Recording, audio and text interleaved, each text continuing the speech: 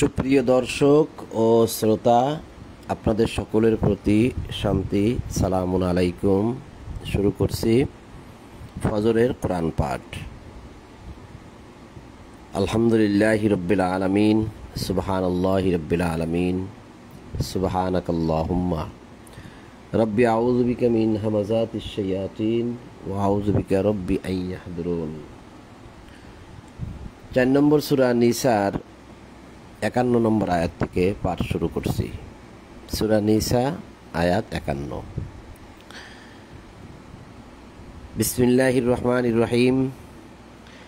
আলাম তারা ইলাল্লাযীনা উতু নাসীবাম মিনাল কিতাবি ইউমিনুনা বিল জিবতি ওয়াত তাগুতি ওয়া ইয়াকুলুনা লিল্লাযীনা কাফারু হাউলাই আহদা মিনাল্লাযীনা আমানু সাবিলা উলাইকাল্লাযীনা লাআনাহুমুল্লাহু ওয়া ইয়ালআনিল্লাহু ফালান তাজিদা লাহু নাসীরা। বাংলা অনুবাদ ইসলামিক ফাউন্ডেশন। আল্লাহ বলছেন, তুমি কি তাহাদেরকে দেখো নাই যাহাদেরকে কিতাবের এক অংশ দেওয়া হয়েছিল, যাহাদেরকে কিতাবের এক অংশ দেওয়া হয়েছিল, তাহারা জিবত ও তাগুতে বিশ্বাস করে। তাহারা কাফিরদের সম্বন্ধে বলে, ইহাদেরই পথ মুমিনদের অপেক্ষা প্রকৃষ্টতর, মানে মুমিনদের চেয়ে ভালো। কাফিরদের পথগুলা মুমিনদের পথের চেয়ে ভালো। এই কথাগুলা যারা বলে তারা কিন্তু কিতাবের একটা অংশ পেয়েছে মাত্র, এবং তারা জিবতের অনুসরণ করে, তাগুতের অনুসরণ করে, তাগুতে বিশ্বাস করে। তাগুত অর্থাৎ যারা সীমালঙ্ঘনকারী তাদেরকে বিশ্বাস করে। জিবত যারা বিভিন্ন রকম পূজা অর্চনা করে, যেটা মানে এখানে যেটা লিখে দেওয়া হয়েছে বিভিন্ন বিষয়, প্রতিমার পূজা করে, প্রতিমার নামের পূজা করে, এই জাতীয় কথা এখানে একটা আছে, সেজন্য বলা যেতে পারে। এবং আরও অনুবাদে আমি দেখছি যে জিবতের পূজা করে, জিবতের অনুসরণ করে, মানে তারা প্রতিমা জাতীয় এই জাতীয় কিছু একটা ইবাদত করে। আসলে কি বিষয়টা তা তো আমরাও জানি না, যতটুকু বোঝা যায় আর কি। তো এখন তারা কিন্তু কিতাবের একটা অংশ পেয়েছে মাত্র। এই দেখেন, এটা হচ্ছে সূরা নিসার 51 নম্বর আয়াত। আর একটু পিছনে, এক পৃষ্ঠা পিছনে গেলেই কিন্তু সূরা নিসারই এই 44 নম্বর আয়াত। 44, এটা কিন্তু গতকালকে আমরা পড়েছিলাম। এই 44 নম্বর আয়াতটা গতকাল সন্ধ্যায় পড়েছিলাম, সকাল সন্ধ্যা কোরআন পাঠের গতকাল সন্ধ্যায়, যে তুমি কি তাহাদেরকে দেখো নাই যাহাদেরকে কিতাবের এক অংশ দেওয়া হয়েছিল, তাহারা ভ্রান্ত পথ ক্রয় করে। ভুল পথ, এই যে দলালাতা, ইয়াশতারুনা ক্রয় করে মানে কিনে নেয়, ভুল পথ, ভ্রান্ত পথ, পথভ্রষ্টতার পথ তারা কিনে নেয়। ইউরিদুনা আন তাদিল্লুস সাবিল, এবং তোমরাও পথভ্রষ্ট হও, এটাই তারা চায়। ইউরিদুনা তারা ইরাদা করে, মানে তারা চায় যে আন তাদিল্লুস সাবিল, তোমরাও পথভ্রষ্টের পথ চাও, তোমরাও পথভ্রষ্ট হয়ে যাও, তোমরাও পথভ্রষ্টের পথ চাও, তারা এটা চায়। তারাও কিন্তু তুমি কি দেখো না যাহাদেরকে কিতাবের এক অংশ দেওয়া হয়েছিল, উতু নাসিবাম মিনাল কিতাব। তো এই কথাটা কালকে আমরা পড়েছি, ঠিক এক পৃষ্ঠা পরেই আবার 51 নম্বর আয়াতে আল্লাহ এখানেও ঠিক সে কথা বলছেন তাদের ব্যাপারে।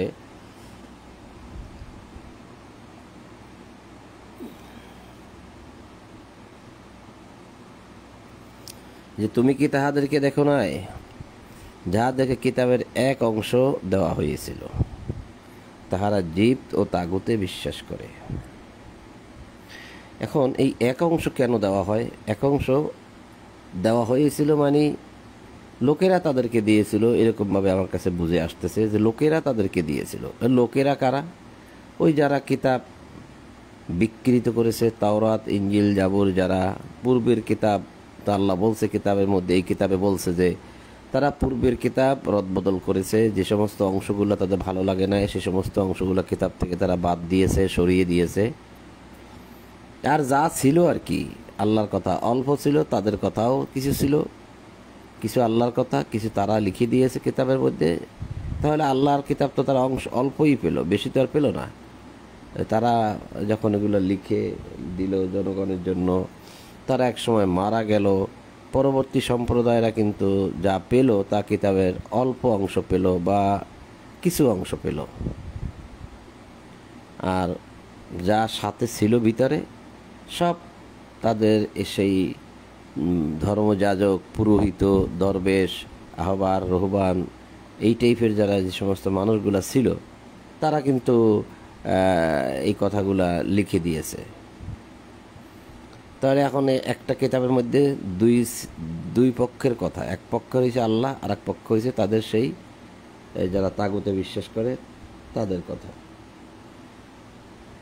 তো পরবর্তী মানুষেরা যে কিতাবটা পাইল, সেই কিতাবটা তো সেই কিতাবের বিধান তো দুই রকম, কিন্তু মানুষ তো তা জানে না। মানুষ মনে করতো যে আল্লাহর পক্ষ থেকেই আসছে কিতাবটা। তো যেহেতু তারা ওই কিতাবের মধ্যে তাদের ধর্মগুরুরা যত ভ্রান্ত মতবাদ ওখানে ঢুকিয়ে দিয়েছিল, আর সেই সমস্ত কথাবার্তা যদি মানুষ পড়ে, তো তারা তো জীবদের পূজা করবে, তারা তো তাগুতের বিশ্বাস করবে, তারা তো ভালো পথ পায় নাই। তারা কি বলে যে কাফেরদের পথটাই মুমিনদের পথের চেয়ে ভালো, আসো আমরা কাফেরদের পথটাই গ্রহণ করি। তো অন্যতে আল্লাহ বলছে, ইহারাই তাহারা যাহাদেরকে আল্লাহ লানত করিয়াছেন, অভিশাপ দিয়েছিলেন, এবং আল্লাহ যাহাকে লানত করেন, অর্থাৎ আল্লাহ যাকে অভিশাপ দেন, তুমি কখনো তাহার কোনো সাহায্যকারী পাবে না। তবে কি রাজশক্তিতে তাহাদের কোনো অংশ আছে? সেক্ষেত্রেও তো তাহারা কাহাকেও এক কপর্দকও দিবে না। নাকির, হ্যাঁ, নাসা লা ইয়াতুনা নাসা নাকিরা আমলাহুম নাসিবুম মিনাল মুলক ফাইদা লা ইউতুনা নাসা নাকিরা। রাজশক্তিতে, মুলকে, নাসিবুম মিনাল মুলক, মুলকে তাদের কোনো নাই, অংশ নাই। অর্থাৎ এতে বোঝা যায় যে ক্ষমতাটা সম্পূর্ণ রাসূলুল্লাহর হাতে, তাদের হাতে ক্ষমতা নেই।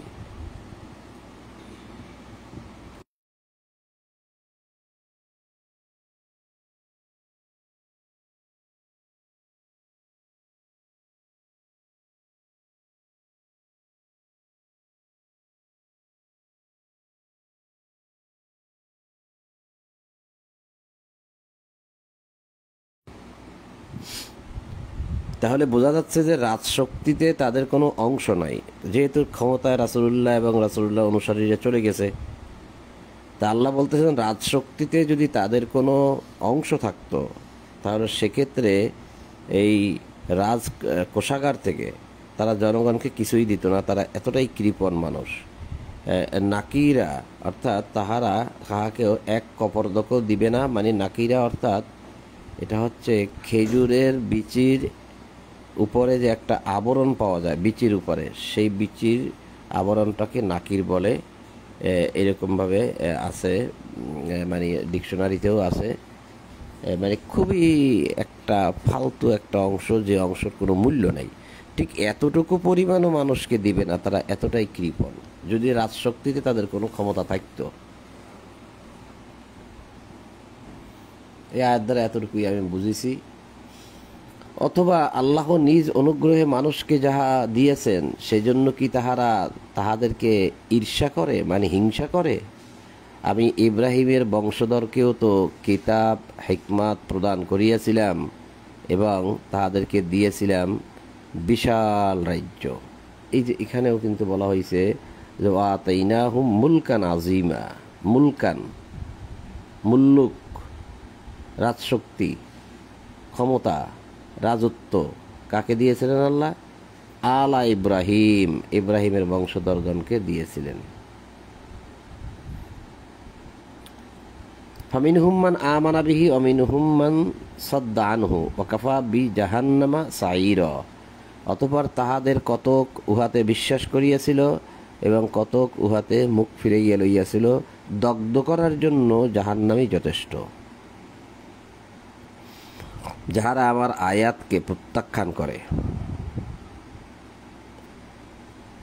ইন্নাল্লাযীনা কাফারু বি আয়াতিনা, কাফারু আবি আয়াতিনা, কাফারু অস্বীকার করে প্রত্যাখ্যান করে, গোপন করে, অগ্রাহ্য করে আয়াতিনা আমাদের আয়াতগুলো, যাহারা আমাদের আয়াতকে প্রত্যাখ্যান করে তাহাদেরকে অগ্নিতে দগ্ধ করিবই।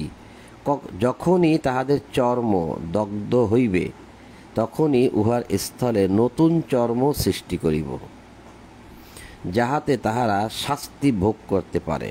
নিশ্চয়ই আল্লাহ পরাক্রমশালী প্রজ্ঞাময়। যাহারা ঈমান আনে ও ভালো কাজ করে। দেখেন এখানে বলা হয়েছে যাহারা আমার আয়াতকে প্রত্যাখ্যান করে তাহাদেরকে অগ্নিতে দগ্ধ করিব। পরবর্তী আয়াতই যারা এই প্রত্যাখ্যান না করে বরং ঈমান আনে, বিশ্বাস করে ও ভালো কাজ করে। ভালো কাজ বলতে এখানে কিন্তু আমিলুস সলিহাত, আমিলুস সলি করে অর্থাৎ ভালো কাজ করে, সৎকর্ম করে, তাহাদেরকে দাখিল করিব জান্নাতে, যাহার পাদদেশে নদী প্রবাহিত, সেখানে তাহারা স্থায়ী হইবে। সেখানে তাহাদের জন্য পবিত্র স্ত্রী থাকবে। লাহুম ফিহা আজওয়াজুম মুতাহহারা, মুতাহহারা অর্থাৎ উপযুক্ত, আজওয়াজ থাকবে অর্থাৎ জাওজ মানে জোড়া থাকবে, সঙ্গিনী থাকবে, উপযুক্ত সঙ্গিনী। আপনার জন্য যেরকম সঙ্গিনী প্রয়োজন ঠিক সেই রকম সঙ্গিনী থাকবে। কার জন্য? যারা ঈমান আনে। আল্লাযীনা আমানু ওয়া আমিলুস সলিহাতি সানুদখিলুহুম জান্নাত, যারা ঈমান আনে, আমিলুস সলি করে অর্থাৎ ঈমানটাকে সৎকর্ম দ্বারা, ভালো কাজ দ্বারা বাস্তবায়িত করে। সানুদখিলুহুম জান্নাত, তাদেরকে জান্নাতে প্রবেশ করাইব। তাজরি মিন তাহতিহাল আনহার খালিদিনা ফিহা, যাহার পাদদেশে নদী প্রবাহিত এবং তারা সেখানে স্থায়ী হবে। লাহুম ফিহা আজওয়াজুম মুতাহহারা, তাদের জন্য থাকবে ফিহা, তার মধ্যে, সেই জান্নাতের মধ্যে, এই যে জান্নাত, এই যে জান্নাত, সেই জান্নাতের মধ্যে তাদের জন্য থাকবে আজওয়াজ অর্থাৎ জাওজ, জোড়া বা উপযুক্ত সঙ্গিনী, মুতাহহারাতুন উপযুক্ত সঙ্গিনী। অনুদখিলুহুম জিল্লান জালিলা,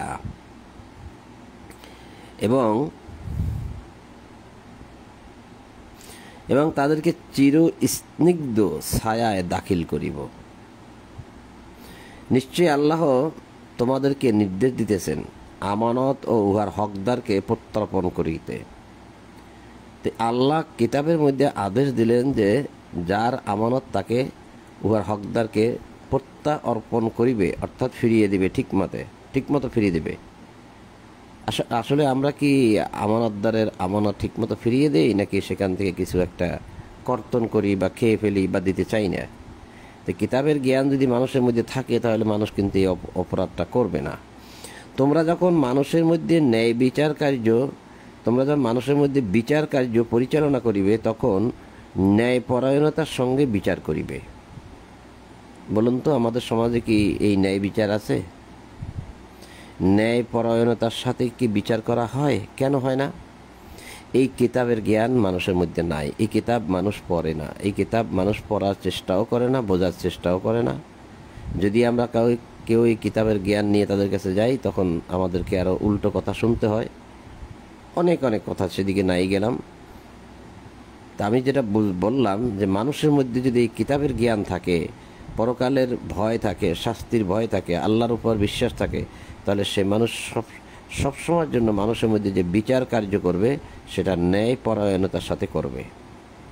কিন্তু এই কিতাবের জ্ঞান না থাকাতে আজকে আমাদের মধ্যে কিন্তু ন্যায় বিচার নাই, সুশাসন নাই। এই কিতাবের জ্ঞান না থাকাতে যিনি বিচার করবেন তিনি যদি এই কিতাব দ্বারা করেন অথবা এই কিতাবের জ্ঞান যদি তার মধ্যে থাকে তাহলে কিন্তু তিনি ন্যায় বিচার করবেন। আল্লাহ তোমাদেরকে যে উপদেশ দেন তাহা কত উৎকৃষ্ট, নিশ্চয়ই আল্লাহ সর্বশ্রোতা সর্বদ্রষ্টা।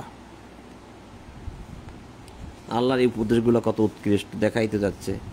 কি সুন্দর বললেন আল্লাহ যে ইন্নাল্লাহা নি'ম্মা ইয়াইজুকুম বিহি, আল্লাহ তোমাদেরকে ইহা দ্বারা যে উপদেশ দেন তা কত উৎকৃষ্ট।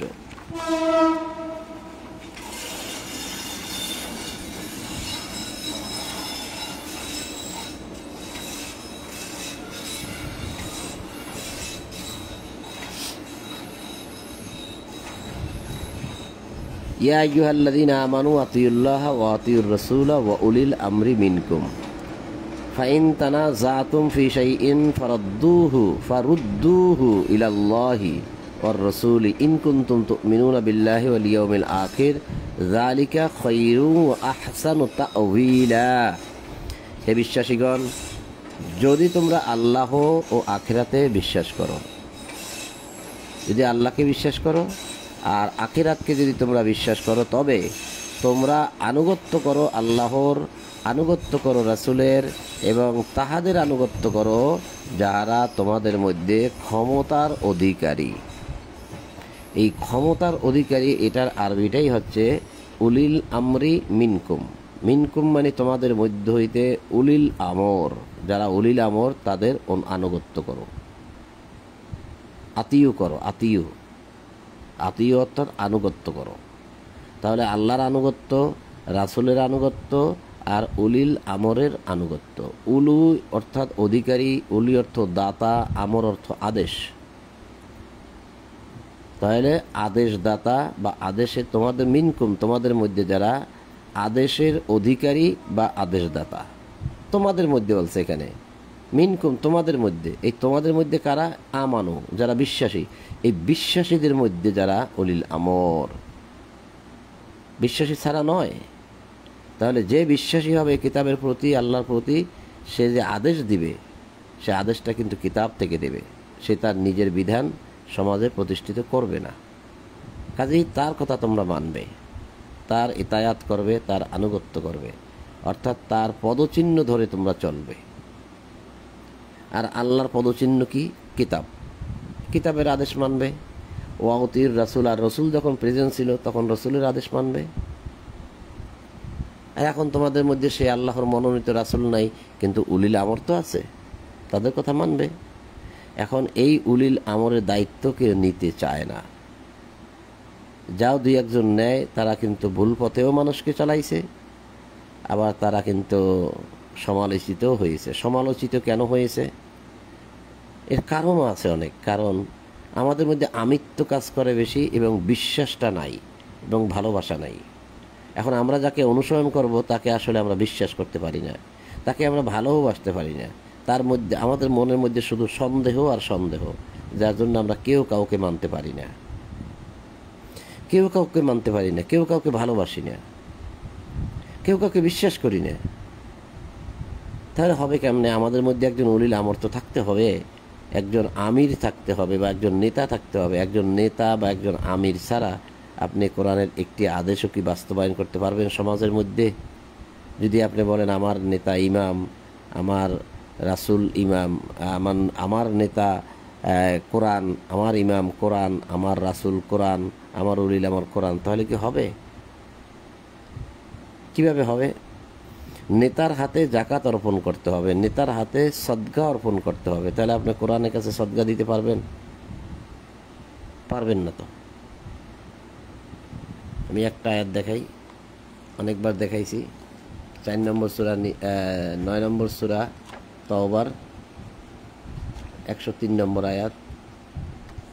দেখাবো, খুব সংক্ষেপ করে দেখাবো, কারণ এই আয়াতগুলো আমি আগে দেখাইছি, আরও সামনে দেখাইতে হবে, এই জন্য খুব সংক্ষেপে দেখাবো। এটা হচ্ছে 9 নম্বর সূরা তাওবা, আয়াত 103, আয়াত 103, সূরা 9 নম্বর সূরা তাওবা। আল্লাহ বলছে, উহাদের সম্পদ হইতে সাদাকা গ্রহণ করিবে, ইহার দ্বারা তুমি, তুমি মানে রাসূলকে বলতেছে আল্লাহ, তুমি ইহার দ্বারা মানে সদকা দ্বারা উহাদেরকে পবিত্র করিবে এবং পরিশোধিত করিবে। তুমি উহাদেরকে দোয়া করিবে, তোমার দোয়া তো উহাদের জন্য প্রশান্তিদায়ক, আল্লাহ সর্বশ্রোতা সর্বজ্ঞ। তাহলে রাসূল যখন রাষ্ট্রপ্রধান ছিলেন তখন তার প্রতি তো আদেশ যে তুমি উহাদের সম্পদ হইতে, এই যে সম্পদ হইতে সদকা নিবে, আর ইহার দ্বারা মানে সদকা দ্বারা তুমি তাদেরকে পবিত্র করিবে, পরিশোধিত করিবে, তুমি তাদের জন্য দোয়া করবে। তাহলে আপনি যদি বলেন যে সদকা আমি কোরআনকে দেব, কোরআন হইছে আমার ইমাম, তা হবে? এটা দেওয়ার জন্য তো আপনি একজন নেতা লাগবে। রাসূলুল্লাহ চলে গেছেন, রাসূলুল্লাহর দায়িত্ব যারা এখন পালন করবেন, যারা ইমামের ভূমিকায় থাকবেন, উলিল আমরের ভূমিকায় থাকবেন, তারা তাদের কথা মানতে হবে না আপনার? এবং তাদেরকে, তাদের হাতকে আপনি সদকা দ্বারা, জিজিয়া দ্বারা, জিজিয়া তো অমুসলিমরা দিবে, এবং আপনি দিবেন যে জাকাত, এইগুলো দ্বারা তাদের হাতকে শক্তিশালী করতে হবে না? তাহলে তারা আপনাকে, আমাকে এবং আমাদের মধ্যে যারা অভাবগ্রস্ত তাদেরকে দেবে কোত্থেকে, চালাবে কিভাবে? এবং সে তো আপনার জন্য দোয়া করবে, এই সদকা দিবেন, সে দোয়া করবে। তো এখন যদি বলেন যে আমার ইমাম কোরআন, আমি কাউকে মানি না, কোনো মানুষকে মানি না, এই মানুষকে মানি না মানি এই উলিল আমরের এই আয়াতকে আপনি অস্বীকার করছেন। কেন মানবেন না? আল্লাহই তো বলেছে, যদি আপনি কোরআনে বিশ্বাসী হন তাহলে মানতে হবে। আল্লাহ বলে দিছে 4 নম্বর সূরা নিসা 59 নম্বর আয়াতে যে হে বিশ্বাসীগণ, যদি তোমরা আল্লাহ ও পরকালে বিশ্বাস করো তবেই কেবল তোমরা আনুগত্য করো আল্লাহর, আনুগত্য করো রাসূলের এবং তাহাদের যাহারা তোমাদের মধ্যে ক্ষমতার অধিকারী, আদেশের অধিকারী বা আদেশদাতা বা হুকুমদাতা, তাদের কথা মানো। এরপরে যদি তোমাদের মধ্যে কোনো বিষয়ে মতনৈক্য, মতভেদ ঘটে তবে উহা উপস্থাপন করো আল্লাহর কাছে, অর্থাৎ এই কিতাবে কি বলছে দেখো, তারা কি বলছে আর কিতাব কি বলছে, ও রাসূলের নিকট। আর যদি রাসূল প্রেজেন্ট থাকে, আল্লাহ সেই মনোনীত রাসূল, তাহলে রাসূলের নিকটে উলিল আমরের আদেশ যদি মানতে অসুবিধা হয়, তাহলে তিনি যদি কোনো ভুল পথে আদেশ দেন বা ভুল আদেশ দেন, তাহলে সেটা রাসূলের নিকট অর্পণ করো, রাসূল সমাধান দিয়ে দেবেন। যে এখন যেহেতু সে রাসূল নাই, তাহলে এখন যারা উলিল আমরের দায়িত্ব পালন করছেন তাদের কথা মানেন, আর তার কথা সঠিক না বেঠিক তা এই আল্লাহ মানে এই কিতাবের কাছে নিয়ে আসেন, সবাই মিলে বিবেচনা করবে তার কথাটা সঠিক না বেঠিক। ইহাই উত্তম এবং পরিণামে খুব ভালো, খাইর, কল্যাণ ও আহসান তাওয়িলা। তুমি কি তাহাদেরকে দেখো নাই, আল্লাহ রাসূলুল্লাহকে বলছেন, তুমি কি তাহাদেরকে দেখো নাই যাহারা দাবি করে যে তোমার প্রতি যাহা অবতীর্ণ হয়েছে তা বিশ্বাস করে, তোমার পূর্বে যাহা অবতীর্ণ হয়েছে তাহাতেও তাহারা বিশ্বাস করে, সবই বিশ্বাস করে, অথচ তাহারা তাগুতের কাছে বিচার প্রার্থী হতে চায়। তোমাকে বিশ্বাস করে, তোমার কিতাব বিশ্বাস করে, কিন্তু বিচার চাওয়ার জন্য যায় কোথায়? তাগুতের কাছে। তাগুত। আলাম তারা ইলাল্লাযীনা ইয়াজুমুনা আন্নাহুম আমানু বিমা উনজিলা ইলাইকা ওয়া মা উনজিলা মিন ক্বাবলিকা ওয়া ইউরিদুনা আন ইয়াতাহাকামু ইলাত তাগুত। ইউরিদুনা, তারা চায়, আন ইয়াতাহাকামু, যে তাদের হুকুমদাতা হোক, ইলাত তাগুত, তাদের আদেশদাতা, হুকুমদাতা, বিচার কার্য পরিচালনার ক্ষেত্রে তারা কার কাছে যায়? তাগুতের কাছে যায়, তোমার কাছে আসে না। অথচ সে তোমাকে বিশ্বাস করে, তোমার উপর যে কিতাব নাজিল হয়েছে তাও বিশ্বাস করে, এবং উনজিলা মিন ক্বাবলিকা, পূর্বের যে কিতাব নাজিল করা হয়েছিল তাতেও তারা বিশ্বাস করে। বিচারের জন্য যায় তাগুতের কাছে, তোমার কাছে আসে না। তুমি কি তাদেরকে দেখো নাই? কি সুন্দরভাবে আল্লাহ কথাটা বুঝাই দিলেন যে এক শ্রেণী মানুষ এভাবে আছে, অথচ তাহারা তাগুতের কাছে বিচার প্রার্থী হতে চায়, যদিও উহা প্রত্যাখ্যান করার জন্য তাহাদেরকে নির্দেশ দেওয়া হইয়াছে এবং শয়তান তাহাদেরকে ভীষণভাবে পথভ্রষ্ট করতে চায়। তাহাদেরকে যখন বলা হয় আল্লাহ যাহা অবতীর্ণ করিয়াছেন তাহার দিকে, রাসূলের দিকে আসো, তখন মুনাফিকদেরকে তুমি তোমার নিকট হইতে মুখ একেবারে ফিরাইয়া লইতেই দেখিবে। যারা মুনাফিক, প্রমাণ হয়ে যাবে তারা তোমাকে কতটুকু বিশ্বাস করে, কতটুকু ভালোবাসে। তাহাদের কৃতকর্মের জন্য যখন তাহাদের কোনো মুসিবত হইবে তখন তাহাদের কি অবস্থা হইবে আল্লাহ বলছেন। অতঃপর তাহারা আল্লাহর নামে শপথ করিয়া বলিবে, তোমার নিকট আসিয়া বলিবে, কি বলিবে? আমরা কল্যাণ চাইছিলাম, আমরা তাদের কাছে, তাগুতের কাছে গেছি। বলতে এর অর্থ এই না যে আমরা অকল্যাণ চাই, আমরা কল্যাণ চাই এবং সম্প্রীতি, ভালোবাসা চাই, এছাড়া আমরা আর কিছুই চাই না, সেই জন্যই তাদের কাছে গিয়েছিলাম। এখনো লোকেরা এরকমভাবে কথা বলে তো, যে আমরা করে অন্যায় কাজ, করে দুর্নীতি, বলে যে আমরা এই কল্যাণের কাজ করতেছি, অন্যায় করতেছে সেটা বলে না, আমরা মানুষের মঙ্গলের জন্যই কাজ করি। এরকম অনেক দেখবেন আছে। এখন আল্লাহ এদের পরিচয় দিচ্ছে যে ইহারাই তাহারা, যাহাদের অন্তরে কি আছে আল্লাহ তা জানেন, সুতরাং তুমি তাহাদেরকে উপেক্ষা করো। এই জাতীয় মুনাফিক যাদেরকে পাবে তুমি তাদেরকে উপেক্ষা করো, এড়িয়ে চলো, এবং যারা আছে তোমার কাছে, আসে যায়, তাদেরকে তুমি সৎ উপদেশ দাও। একদম মানে ভালো উপদেশ দাও। ফাইজহুম আনহুম ফাআরিদ আনহুম ওয়াইজহুম, এবং তাদেরকে ওয়াইজহুম, তাদেরকে ওয়াজ করো, উপদেশ দাও। অকুল্লাহুম ফি আনফুসিহিম কাওলাম বালিগা, এবং তাদের সাথে এমন কথা বলো যে কথা ফি আনফুসিহিম, তাদের নফসের মধ্যে পৌঁছে যায়, অন্তরের মধ্যে পৌঁছে যায়, এমনভাবে তাদের সাথে কথা বলো, তাদেরকে বলো, তাদের সাথে কথা বলো। কওলাম বালিগা, যা তোমার কথা যেন তাদের অন্তরের মধ্যে বালিগা, একদম বালেগ মানে পৌঁছে যায়। তাহলে এবং তাহাদেরকে তাহাদের মর্ম স্পর্শ করে এমনভাবে কথা বলো। এই যারা তাগুতে বিশ্বাসী তোমার কাছেও আসে এবং তাগুতের কাছেও যায়, তোমার কাছে যখন আসে তাদের সেই বিষয়াদি তুমি এড়িয়ে চলো, উপেক্ষা করো। কেন তারা তাগুতের কাছে গেল এটা নিয়ে তুমি তাদের সাথে ঝগড়াঝাটি করিও না, তাদের সাথে দ্বিধাদ্বন্দ্ব মতানৈক্য উপনীত হইও না, বরং তাদেরকে তুমি কি করবে, উপদেশ দিবে। আর তাদেরকে তুমি এমনভাবে কথা বলবে যেন তোমার কথাগুলো তাদের হৃদয়ের মধ্যে গেঁথে যায়, তাদের নফসের মধ্যে, আত্মার মধ্যে যেন তোমার কথা প্রবেশ করে। ফি মানে মধ্যে, আনফুসিহিম তাদের নফসের মধ্যে, আত্মার মধ্যে, প্রাণের মধ্যে যেন তোমার কথাগুলো একদম ঢুকে যায়, এমনভাবে মানুষের সাথে কথা বলবে। রাসূল এই উদ্দেশ্যেই পাঠানো হয়েছে, মানে পাঠিয়েছি, প্রেরণ করিয়েছি মানে পাঠিয়েছি। কেন পাঠাইছি? আল্লাহর নির্দেশ অনুসারে তাহার আনুগত্য করা হইবে। রাসূলের স্পেশাল আনুগত্য রাসূলের নিজের স্পেশাল বিধান দ্বারা নয়। রাসূলের বিধান স্পেশাল কোনো বিধান নাই। রাসূলের প্রতি যা অবতীর্ণ হয়েছে রাসূল সেটাই প্রচার করেন, রাসূল সেটাই মানেন। তা আল্লাহ বললেন যে রাসূল এই উদ্দেশ্যেই প্রেরণ করিয়াছি, যাহাতে আল্লাহর নির্দেশ অনুসারে তাহার আনুগত্য করা হয়, অর্থাৎ তাকে মান্য করা হয়। যখন তাহারা নিজেদের প্রতি জুলুম করে, তখন তাহারা তোমার নিকট আসিলে ও আল্লাহর ক্ষমা প্রার্থনা করিলে এবং রাসূলও তাহাদের জন্য ক্ষমা চাইলে, তাহারা অবশ্যই আল্লাহকে ক্ষমাশীল পাইবে, পরম দয়ালু রূপে পাইবে। এখন যদি আপনি নিজের প্রতি জুলুম করেন, এই যে নিজেদের প্রতি জুলুম করে আছে না, আমাদের সমাজে আমাদের মধ্যে কত অপরাধ আমরা করেছি, নিজের আত্মার প্রতি জুলুম করেছি। অপরাধ করেছি মানে আত্মার প্রতি জুলুম করেছি। তা আমরা অপরাধ ছাড়া কে আছি? আমরা তো সবাই তো অপরাধী। এই অপরাধ থেকে মুক্তির পথ কি আমাদের?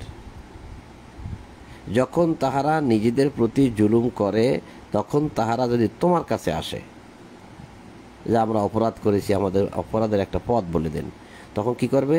আল্লাহ বলছে আল্লাহর ক্ষমা প্রার্থনা করে। তাহলে তারা আল্লাহর কাছে ক্ষমা চাইবে এবং কি করবেন? রাসূলও তাহাদের জন্য ক্ষমা চাইবে। নিজে ক্ষমা চাইবে, রাসূলও ক্ষমা চাইবে, আর রাসূলের নিকট এসে সে প্রকাশ করবে যে আমি অপরাধ করেছি, জুলুম করেছি নিজের প্রতি।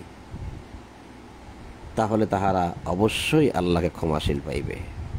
তা রাসূলের কাছে যান, যে ক্ষমা প্রকাশ করেন নিজেদের অপরাধগুলো, যে আপনি ভালো কাজ করেছেন, মন্দ কাজ করেছেন, ভালো কাজ মন্দ কাজ সব মিশিয়ে ফেলেছেন, রাসূলের কাছে যান। 9 নম্বর সূরা তাওবার 102 নম্বর আয়াত আমি বের করে ফেলছি। এখানে আল্লাহ বলছে অপর কতক লোক যারা নিজেদের অপরাধ স্বীকার করিয়াছে। কার কাছে স্বীকার করেছে? রাসূলের কাছে।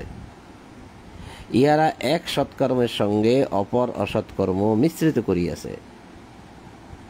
বিজুনুবিহিম তাদের অপরাধ জুনুবগুলো স্বীকার করেছে। খলাতু আমালান সলিহা ও আখারা সাইয়্যা, আমলে সলেও করেছে, সৎকর্মও করেছে, ও আখারা সাইয়্যা তারা মন্দ কাজও করেছে, অপরাধও করেছে। আসাল্লাহু আন ইয়াতুবা আলাইহিম ইন্নাল্লাহা গফুরুর রহিম। খুয মিন আমওয়ালিহিম সাদাকাত, তাদের সম্পদ থেকে সদকা নাও। তুতাহহিরহুম তাদেরকে মুক্ত করো দুশ্চিন্তা থেকে, সেই অপরাধ থেকে। অতু জাক্কিহিম তাদেরকে তুমি পরিশুদ্ধ করে দাও। বিহা ইহা দ্বারা মানে এই যে সদকা দ্বারা। ওয়াসাল্লি আলাইহিম তুমি তাদের জন্য দোয়া করো। ইন্না সলাতাকা সাকানুল লাহুম তুমি যদি দোয়া করো তাহলে তোমার দোয়াটা তাদের অন্তরের জন্য প্রশান্তির কারণ হয়ে দাঁড়াবে, তাদের অন্তরে শান্তি লাগবে। তাহলে অপরাধ যদি মানুষ করেই ফেলে, বেশি বেশি অপরাধ যখন মানুষ করে, ছোটোখাটো অপরাধ নিজেরা যদি করে, আল্লাহ তো বলছে সেগুলো আমি ক্ষমা করে দেব। এখন তারা যে আমালা সলিহা ও আখারা সাইয়্যা, আমলে সলে করেছে, ভালো কাজ করেছে, ও আখারা সাইয়্যা, সাইয়্যা মানে মন্দ কাজ, এবং অন্য মন্দ কাজও তারা করেছে, দোনোটাই করেছে। এখন এই দোনোটা করার মধ্য থেকে তাদেরকে মুক্তির উপায়, তাদের মুক্তির উপায় কি? এখন আল্লাহ বলছে তাহলে এরা যখন তোমার কাছে আসে সদগা দেয়, সদগা নিয়ে তাদেরকে তুমি পরিশুদ্ধ করে দাও, জাক্কিহিম, পরিশুদ্ধ করে দাও, বিহা, এই সদগা দ্বারা। তাহলে এখন এই কাজটা রাসূলুল্লাহ করেছেন, এখন করবেন কারা? এখন তো আপনার আমার অনেক অপরাধ আছে। তাহলে এখন রাসূলের দায়িত্বে যারা থাকবেন, রাসূলের ভূমিকায় যারা থাকবেন, যারা উলিল আমর থাকবেন, যারা ইমাম থাকবেন, যারা নেতা থাকবেন, তারা কি এই কাজগুলো করবে না? তাহলে আপনি আমি কি তার কাছে যাব না, যে আমাদের সেই অপরাধ থেকে মুক্তির জন্য তাদের কাছে কি আমরা সাদাকা প্রদান করব না? তারা কি আমাদেরকে পরিশুদ্ধ করবে না? তারা কি আমাদের জন্য দোয়া করবে না? বলুন। রাসূল কিন্তু এই সদকা যে নেবে, সে কিন্তু খাওয়ার জন্য নেবে না। এই সূরার মধ্যেই দেখেন 60 নম্বর আয়াতে বলে দিছে, যদিও আমি অতটা যাব না এখন। 60 নম্বর আয়াতে দেখেন, এই রাসূলকে সদকা দিলেন তো, হ্যাঁ, রাসূল সদকাটা কি করবে দেখেন। এই দেখেন রাসূল কিন্তু সদকা বন্টন করে, কারণ আপনি সদকা দিয়েছেন রাসূলকে। এটা 9 নম্বর সূরা 60 নম্বর আয়াত। আপনি তাদেরকে, রাসূলকে সদকা দিয়েছেন, এখন সে সদকা লোকদের মাঝে রাসূলুল্লাহ বন্টন করে। উহাদের মধ্যে এমন লোক আছে যে সদাকা বন্টন সম্পর্কে তোমাকে দোষারোপ করে। তোমাকে মানে রাসূলকে আল্লাহ বলতেছেন তুমি বন্টন করো, এই যে বন্টন সম্পর্কে তোমাকে কি বন্টন করে? সদাকা, এই যে সদাকা। অমিনহুম মাইয়াল মিজুকা ফিস সদাকাত, এই সদাকাত সম্পর্কে তোমাকে দোষারোপ করে। অতঃপর ইহার কিছু উহাদেরকে দেওয়া হইলে উহারা পরিতুষ্ট হয়, ইহার কিছু উহাদেরকে না দেওয়া হইলে তৎক্ষণাৎ উহারা বিক্ষুব্ধ হয়। তা রাসূল সদকা বন্টন করেন। এখন রাসূল সদকা কোথায় বন্টন করে তাও আল্লাহ বলে দিলেন এখানে এই 60 নম্বর আয়াতে, যে ইন্নামাস সাদাকাতু লিল ফুকারা ওয়াল মাসাকিন ওয়াল আমিলিন আলাইহা ওয়াল মুআল্লাফাতি কুলুব ওয়া ফির রিকাব ওয়াল গারিমিন ওয়া ফি সাবিলিল্লাহ, আবনিস সাবিল।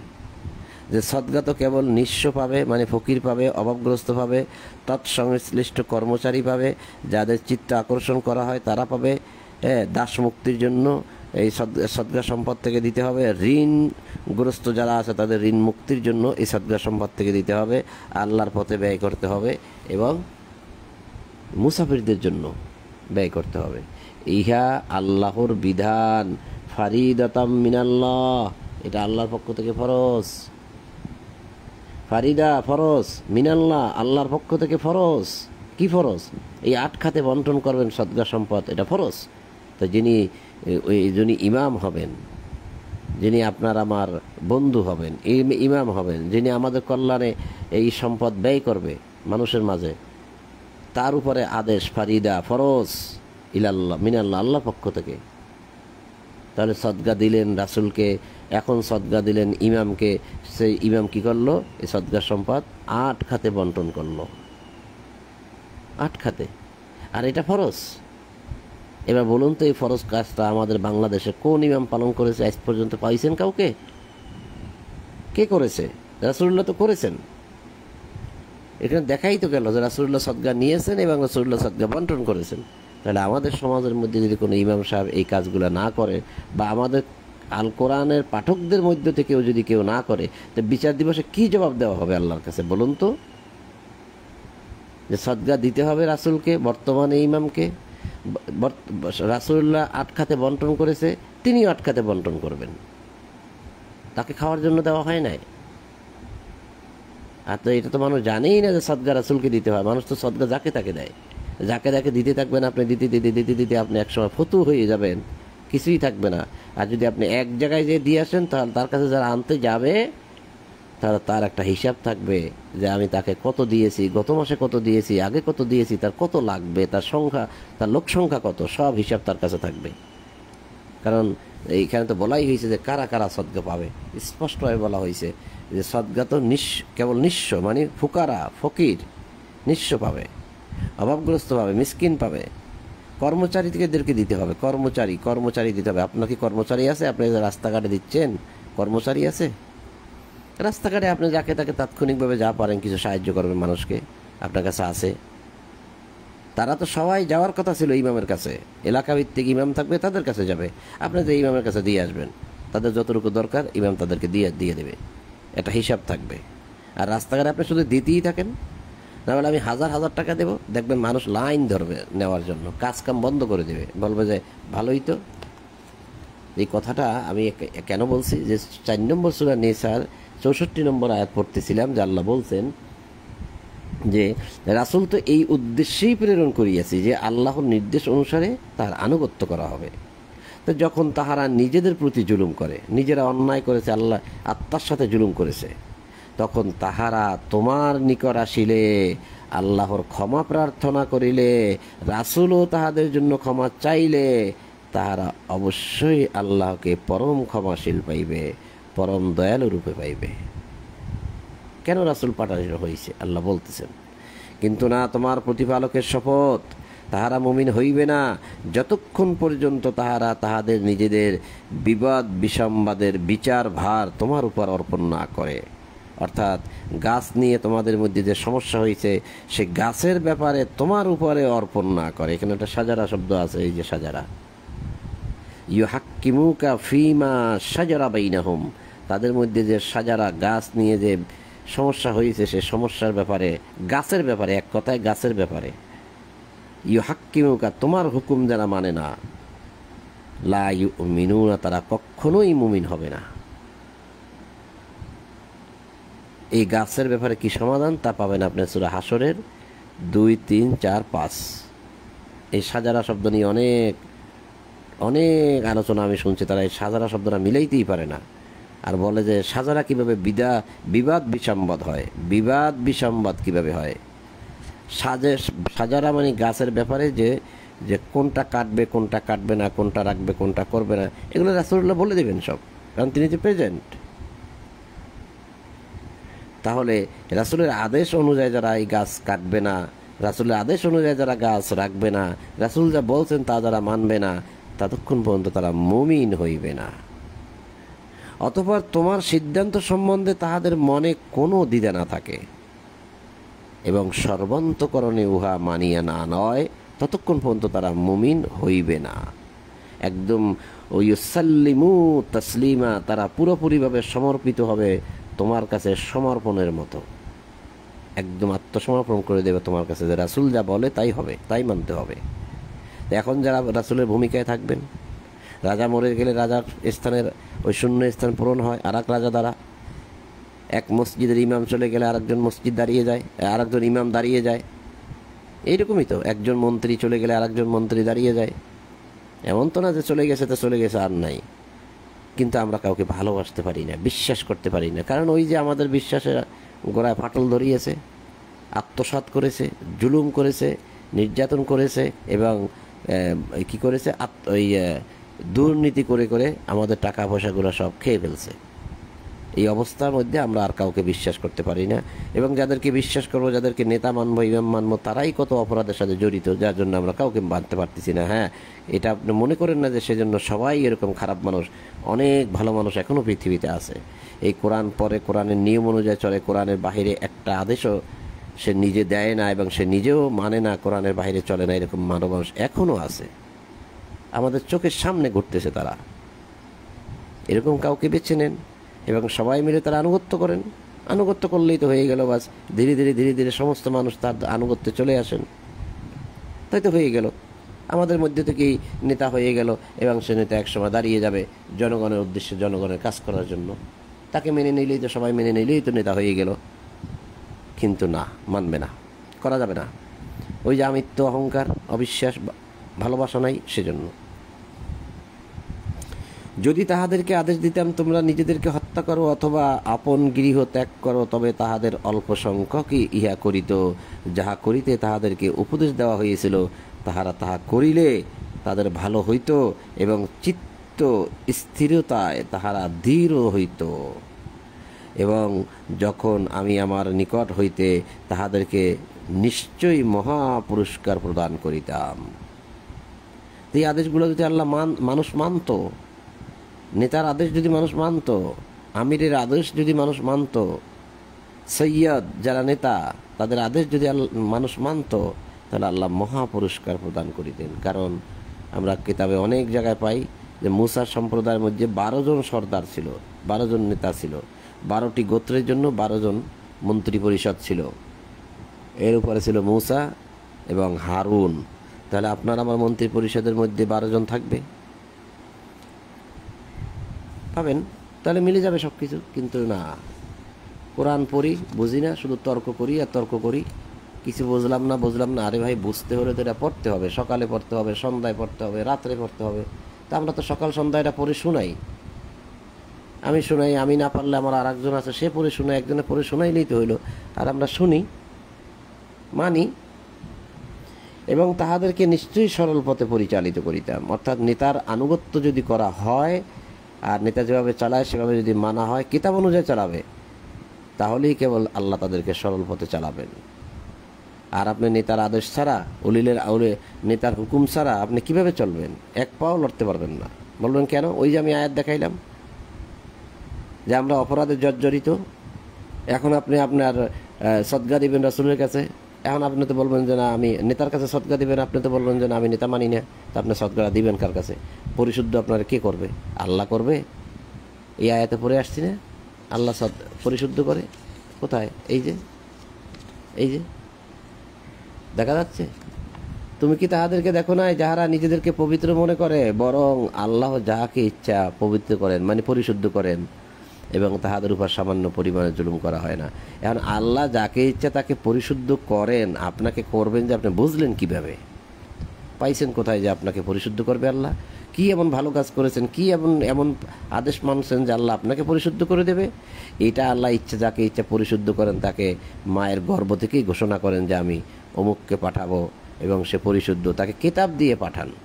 আবার মানুষের মধ্যে যে এইরকম চেষ্টা করে, সার্বক্ষণিক চেষ্টা করে, আল্লাহ দেখেন, বিবেচনা করেন যে একে পরিশুদ্ধ করা যায় কিনা, সেরকম ভালো কাজ করে কিনা, তখন তার অন্তরের মধ্যে আল্লাহ ঈমান লিখে দেন একদম।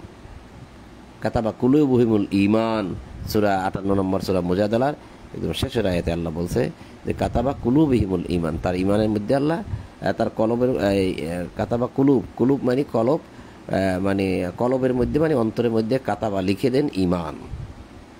তারপরে না সে পরিশুদ্ধ হবে। আল্লাহ হুট করে যাকে ইচ্ছে তাকে পরিশুদ্ধ করে দেবে। আর আপনি ক্ষমা চাইলে ক্ষমা হয়ে যাবে? বুঝলেন কিভাবে ক্ষমা চাইলে ক্ষমা হয়ে যাবে? গ্যারান্টি কি? তো এখন আপনি যদি নেতা না মানেন, নেতাই যদি না মানেন, তাহলে তো আপনি সদকা কাউকে দিতে পারতেছেন না। বলবেন আমি ওই যে রাতে দিনে ব্যয় করে সদকা দেয়, আমি সেরকমভাবে দেবো। সেই আয়াত তো আপনি ভালো করে বুঝেন নাই। রাতে দিনে যে ব্যয় করার কথা কোথায় বলছে আল্লাহ, কিভাবে বলছে? তো কাজেই আল্লাহ বলছেন যে আর কেহ, আচ্ছা তাহাদেরকে নিশ্চয় সরল পথে পরিচালিত করিতাম। নেতার আদেশ মানতে হবে, আল্লাহ সরল পথে পরিচালিত করবে, এবং সবাই সমষ্টিগতভাবে একত্রিত থাকতে হবে, কেউ পরস্পর বিচ্ছিন্ন হতে পারবো না। এখন আমরা সবাই বিচ্ছিন্ন, তা আল্লাহ আমাদেরকে সরল পথে চালাবেন কেন? এই যে সরল পথে পরিচালিত করিতাম, সিরাতাম ওয়ালা হাদাইনাহুম সিরাতাম মুস্তাকিমা, সিরাতাম মুস্তাকিমের পথে চালাইতাম। তো এখন আমরা তো পরস্পর বিচ্ছিন্ন, তাহলে আমাদেরকে চালাবেন কেন? সে ক্ষমতা আমাদেরকে দেবেন কেন? আকাশ থেকে ফেরেশতা আসবে কেন আমাদেরকে সাহায্য করার জন্য? আমরা কি হিজরত করিয়াছি? আমরা কি আল্লাহর রাস্তায় মার খাচ্ছি? আমরা তো আরামায় এসে বসবাস করতেছি, কোটি কোটি টাকা ব্যাংক ব্যালেন্স করে রেখেছি, আর মাঝে মধ্যে একটু ধর্মকর্ম করি, একটু কিতাব পড়ে শোনাই মানুষকে, বা নিজেরা পালন করি ইত্যাদিতে, এই হয়ে গেল। তাহলে আল্লাহ কেন বললেন যে তোমার জান আর মাল আমাকে দিয়ে দাও, আমি দেবো তোমাকে জান্নাত? আর কেহ আল্লাহ এবং রাসূলের আনুগত্য করিলে সে নবী, সত্যনিষ্ঠ, শহীদ ও সৎকর্মপরায়ণ যাহাদের প্রতি আল্লাহ অনুগ্রহ করিয়াছেন তাহাদের সঙ্গী হইবে। দেখছেন, যদি কেউ আল্লাহর আনুগত্য করে, যদি আল্লাহ এবং রাসূলের আনুগত্য করে, তাহলে সে নবীর নবীদের সঙ্গী হবে, সত্যবাদীদের সঙ্গী হবে, যারা শহীদ তাদের সঙ্গী হবে, সৎকর্মপরায়ণ বান্দাদের সঙ্গী হবে। এই যে সঙ্গী হবে, এবং তাহারা কত উত্তম সঙ্গী, এদের সঙ্গী করে দেবেন আল্লাহ। ইহা আল্লাহর অনুগ্রহ, এটা আল্লাহর দয়া। সর্বজ্ঞ হিসাবে আল্লাহই যথেষ্ট।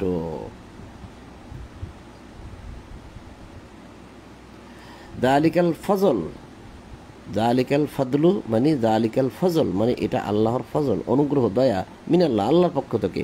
ও কাফা বিল্লাহি আলিমা, সর্বজ্ঞানী হিসাবে আল্লাহই যথেষ্ট। আল্লাহ কাফা, কাফি, এনাফ, যথেষ্ট, সর্বজ্ঞানী হিসাবে। তো সম্মানিত বন্ধুগণ, উপস্থিতি বন্ধুগণ, সূরা নিসার ৭০ নম্বর আয়াত পর্যন্ত পাঠ করলাম। ইনশাআল্লাহ পরবর্তীতে ৭১ থেকে পাঠ হবে। নিয়মিত ধারাবাহিক কোরআন পাঠ সকাল এবং সন্ধ্যা। তো যেটা আল্লাহ বলছে যে কোরআন আল ফজর, ফজরে কোরআন পড়ো, আমরা পড়তেছি। এখন আল্লাহ কতটুকু আমাদেরকে গ্রহণ করবেন, কতটুকু আমাদেরকে ক্ষমা করবেন কিছুই জানি না। আমাদেরও নেতা আছে, আমরাও নেতার আনুগত্য করি, আল্লাহ যেভাবে বলছে সেভাবে মানি। এখন বাকিটা সবই আল্লাহর হাতে, জানি না আল্লাহ কি করবেন। পড়তে বলছেন পড়ছি, পড়ে শোনাইতে বলছেন পড়ে শোনাচ্ছি, এই হচ্ছে কথা। এখন আল্লাহ তার রাষ্ট্র কীভাবে চালাই নেবেন, কাকে কীভাবে মুমিন বলে ঘোষণা করবেন, কার অন্তরের মধ্যে ইমান লিখে দেবেন, সবই আল্লাহ জানে। তবে আপনার আমার উচিত হবে আল্লাহর আদেশগুলো ফলো করে কাজ করে যাওয়া, কাজ করে যাওয়া। বিচার দিবসে তিনি আমাদেরকে এই কর্মফল দিবেন, পুরস্কৃত করবেন। ভালো যদি করি ভালো দিবেন, মন্দ করলে মন্দ দিবেন। তাহলে আমরা নিসার ৭০ পর্যন্ত পড়লাম, ইনশাল্লাহ আজান নয়। তা আপনাদের সকলের প্রতি শান্তি এবং সকল প্রশংসা জগৎসমূহের প্রতিপালক আল্লাহর জন্য। এই বলেই আজ ফজরের কোরআন পাঠ এখানেই সমাপ্ত করছি। আলহামদুলিল্লাহি রাব্বিল আলামিন।